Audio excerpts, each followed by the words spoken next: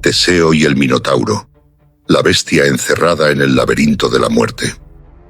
En la antigua Grecia, había un mar que ningún padre ateniense quería mirar, porque cada 9 años, el horizonte se manchaba con el avance de un barco de velas negras. No transportaba soldados, ni especias, ni oro. Transportaba a 14 condenados, 7 jóvenes y 7 doncellas, arrancados de sus hogares como tributo de humillación y terror. Ninguno regresaba jamás.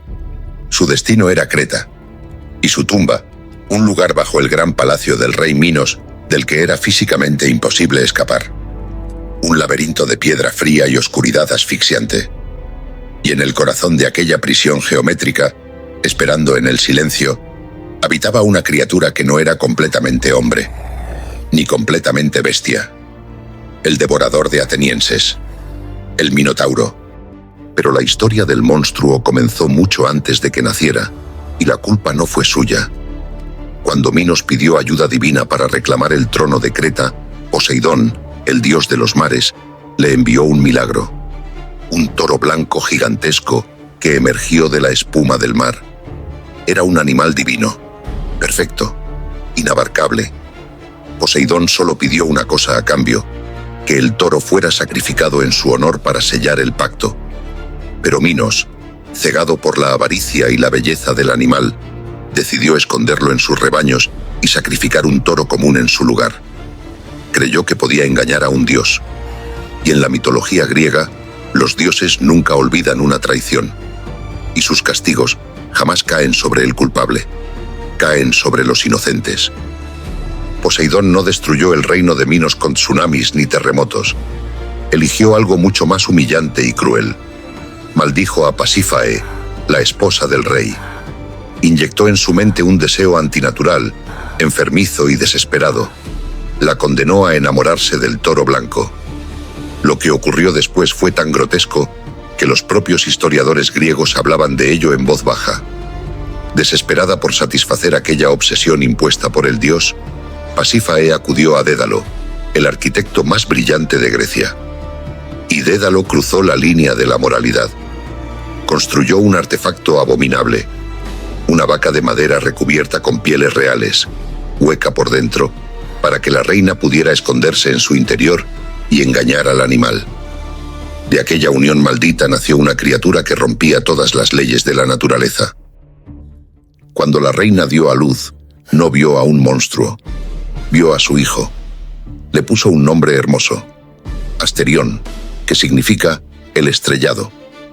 Al principio, los textos cuentan que Pasífae lo amamantaba y lo cuidaba, pero Asterión crecía a un ritmo aterrador. Su cuerpo de niño se ensanchó en músculos que parecían piedra viva, y sobre sus hombros humanos emergió la cabeza pesada, oscura y monstruosa de un toro. Pero lo peor no fue su transformación física, fue su hambre. Llegó un día en que la leche materna no fue suficiente. Los dientes planos se afilaron.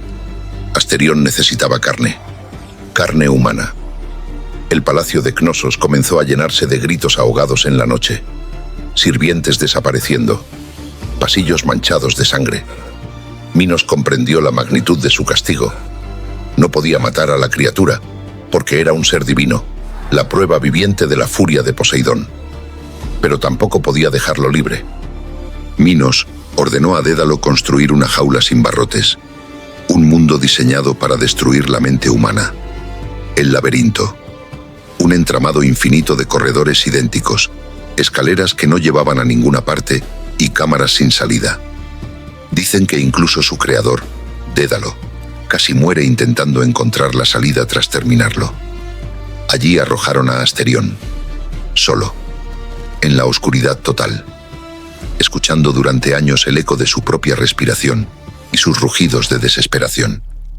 Pero una bestia encerrada en la oscuridad siempre termina exigiendo alimento. Cuando Creta sometió a Atenas en la guerra, Minos encontró la forma de alimentar a la maldición. Exigió el tributo de 14 jóvenes. No eran arrojados como prisioneros, eran arrojados como comida. Las puertas de piedra del laberinto se cerraban a sus espaldas, sumiéndolos en la negrura absoluta. Y entonces comenzaba la cacería. El hambre del Minotauro lo guiaba. Escuchaba los latidos acelerados, el roce de las manos temblorosas contra la piedra, el llanto. Y en los pasillos estrechos, donde no había espacio para correr, la bestia los despedazaba uno por uno. En el tercer tributo, el barco negro trajo a un príncipe, Teseo de Atenas. A diferencia de los demás, él no temblaba. Iba dispuesto a matar al monstruo. Pero incluso él sabía la verdad. Matar a una bestia de media tonelada de músculo era suicida. Encontrar la salida después era imposible.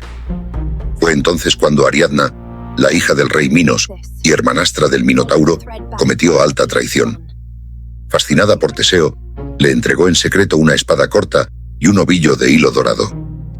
«Átalo en la entrada», le susurró, «o la piedra te tragará para siempre».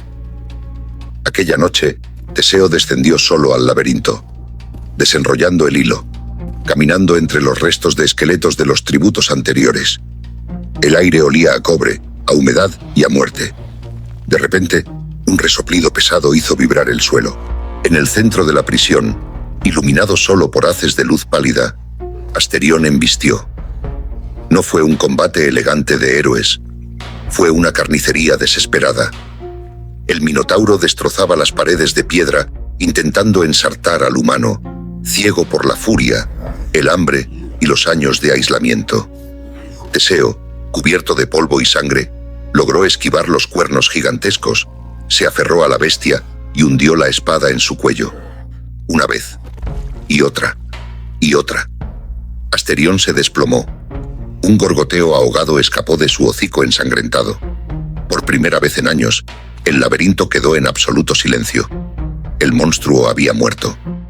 Teseo siguió el hilo de Ariadna, salió de la prisión, huyó con la princesa y zarpó hacia la libertad. Ese es el final que cuentan los libros escolares. Pero los relatos ocultos revelan la verdadera naturaleza de los hombres.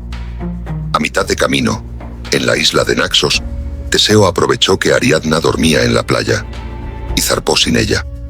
La abandonó. Dejó a la mujer que había salvado su vida tirada a su suerte, sola y desterrada. La historia esculpió estatuas de Teseo coronándolo como el gran héroe y dibujó a Asterión como la pesadilla encarnada. Pero los antiguos mitos rara vez son tan simples. El Minotauro no eligió nacer, no eligió su hambre antinatural, no eligió su prisión asfixiante. Fue engendrado por la avaricia de un rey, fue deformado por la venganza de un dios, y el héroe que lo mató demostró ser capaz de traicionar a quien más lo amaba. Quizá por eso el laberinto sigue fascinándonos hoy en día. Porque no es solo un mito sobre un lugar de piedra. Es un espejo. Una advertencia sobre cómo los humanos creamos monstruos con nuestros propios pecados. Y luego nos horrorizamos cuando esos monstruos empiezan a rugir. La historia la escriben los supuestos héroes, pero la verdad siempre se esconde en la oscuridad. Si quieres encontrar la salida en este laberinto de secretos, toma el hilo. Suscríbete a Mitos, Leyendas y Relatos Ocultos. Y acompáñame a desenterrar el próximo mito, antes de que la puerta de piedra se cierre.